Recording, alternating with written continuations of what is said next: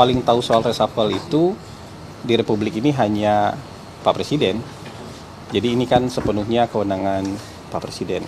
Jadi soal kapan waktunya, siapa orangnya, itu betul-betul hanya Presiden yang tahu.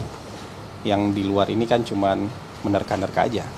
Kita juga tidak punya informasi yang cukup mengenai kapan itu akan dilaksanakan dan siapa orangnya, kita nggak punya informasi soal itu. Itu betul-betul kewenangannya Presiden.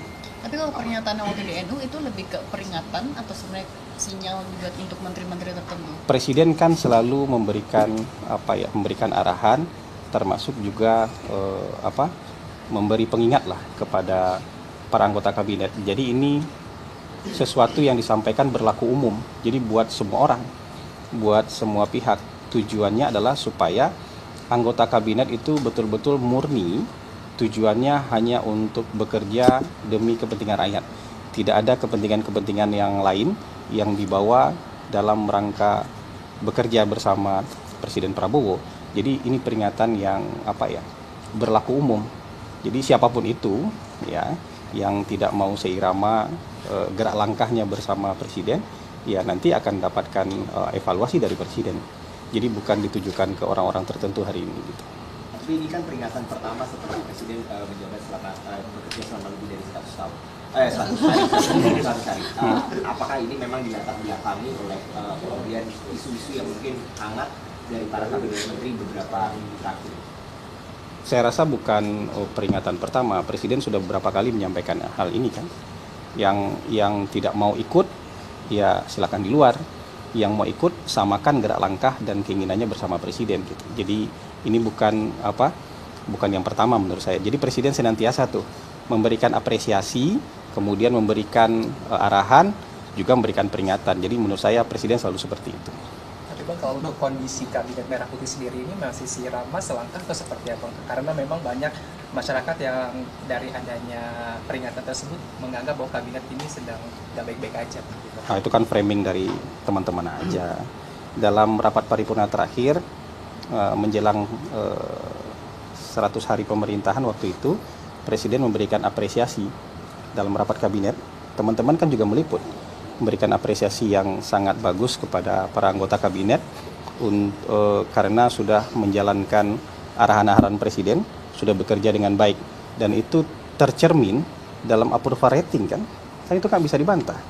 Sudah ada 3 lembaga yang mengeluarkan approval rating dan itu bagus. Approval rating dari Kompas 80,9%, approval rating versi indikator 79%, kemarin versi lembaga survei Indonesia 85%. Ini kan bukti bahwa memang apresiasi yang diberikan Presiden itu memang sesuai dengan fakta yang juga dirasakan oleh masyarakat. Soal gaji ke-13 sama 14 ASN, jadi kepastiannya kayak gimana sih? Ibu Menteri Keuangan sudah ngasih pernyataan kan, dan efisiensi yang disampaikan oleh Presiden itu kan tidak termasuk belanja pegawai, ya. Buat gaji pegawai itu kan bukan bagian yang diefisienkan. Jadi gaji ke-13 sama THR itu merupakan hak dari para pegawai negeri dan itu akan dibayarkan. Menteri Keuangan kan sudah juga memberikan pernyataan soal itu. Bahasan soal anggaran, Menteri KU mengatakan anggaran IKN diblokir, itu seperti apa? Oh, teman-teman beneran nggak ngerti atau kalau diblokir itu kan bukan berarti anggarannya nggak ada kan? Anggarannya belum dibuka. Jadi anggaran IKN itu ada di otorita IKN, ada di Kementerian. Anggaran pembangunan IKN itu ada yang di Kementerian PU, ada yang di otorita IKN. Yang jelas komitmen dari Presiden kan berapa hari lalu sudah disampaikan oleh Menko Infrastruktur kan, bahwa selama 5 tahun ke depan Presiden punya komitmen untuk meneruskan pembangunan IKN dengan biaya yang sudah disebutkan. Kalau tidak salah itu 48 triliun komitmen selama 5 tahun ke depan. Dan target pemerintah kan menyelesaikan kawasan inti pusat pemerintahan, membangun gedung yudikatif dan membangun gedung legislatif. Sisanya nanti itu kan akan didorong, yang membangunnya adalah swasta gitu. Apakah ada kemungkinan Pak Presiden juga akan mengecek ke kementerian terkait dengan efisiensi anggaran untuk melihat secara langsung mungkin ada dukungan dari ASN mungkin gitu? Jadi masing-masing kementerian itu nanti akan menyesuaikan penghematan itu dengan tugas pokok dan fungsi mereka. Jadi yang arahan presiden itu untuk program-program yang selama ini tidak terukur, tidak bisa diukur keuntungannya, manfaatnya bagi publik itu ditiadakan. Perjalanan luar negeri dikurangi, seremonial dikurangi, perjalanan dinas dikurangi, tapi yang pelayanan publik tidak dikurangi. PSO, Public Service Obligation, tidak dikurangi. Belanja gaji pegawai tidak dikurangi. Jadi yang kayak gitu-gitu kan sudah jelas sebenarnya. Jadi yang sekarang beredar itu kan mungkin ada fear mongering ya ketakutan-ketakutan yang disebarkan oleh orang-orang yang kadang-kadang anonim. Narasumbernya siapa, orangnya siapa.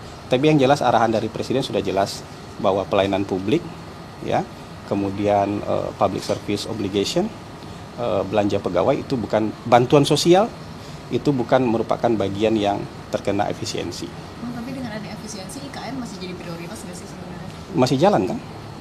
Itu kan 48 miliar dalam 5 tahun itu kan nggak kecil. 48 triliun dalam 5 tahun itu kan nggak kecil. Gitu.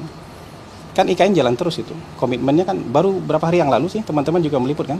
Ada konferensi pers dari Menko Infrastruktur, ada Kepala Otorita IKN, ada Menteri PU, gitu. Soal usulan tatip DPR ini Bang, yang ingin dilanjutkan pejabat ayat 417 dan penggunaan presiden ya, kita tidak mau mengomentari tatip DPR karena tatip kan mengikat ke dalam organisasi DPR. Sudah Pak. Jadi polemik juga Bang, apakah ada mungkin obrolan dari pemerintah kepada DPR juga soal ini? Sejauh ini saya rasa nggak ada polemiknya ada di media aja. Di antara pemerintah dengan DPR sejauh ini tidak ada polemik. Oke, terima kasih. MBG, Sudah. Dong Bang, ini kan udah berjalan 1 bulan MBG. Mungkin ada evaluasi atau temuan-temuan begitu terkait dengan pelaksanaan yang sudah 1 bulan ini. Kita kantor komunikasi tidak bisa mengevaluasi kementerian dan lembaga. Tapi yang jelas sekarang kan program MBG dalam rangka ekspansi setelah ini, setelah berjalan 1 bulan tentu harus ada yang diperbaiki, mungkin SOP, tapi yang memperbaikinya itu kan BGN. Karena mereka punya kompartemen khusus yang membidangi soal monitoring dan evaluasi. Saya rasa perbaikan-perbaikan itu dilakukan setiap hari. Jadi ada masukan dari masyarakat, ada masukan dari mitra, ada masukan dari siapa saja, termasuk juga dari siswa-siswa, itu menjadi bahan perbaikan bagi Badan Gizi Nasional. Oke, terima kasih, cukup ya. Terima kasih banyak. Terima kasih ya.